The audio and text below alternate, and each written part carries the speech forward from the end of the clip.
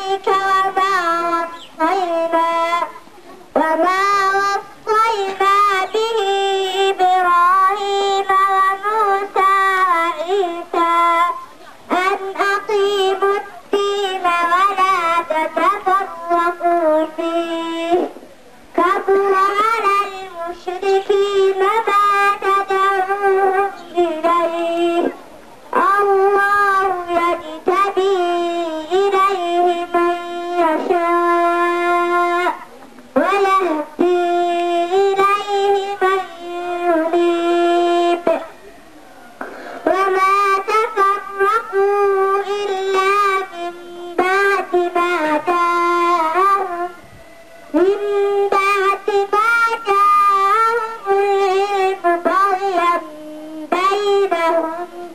ولولا كلمة سبقت من ربك إلى أجل مسمى لقضي بينهم وإن الذين أورثوا الكتاب من بعدهم لفي شك منه مريب فلذلك فادع واستقم كما أمرت ولا تتبع أهواءهم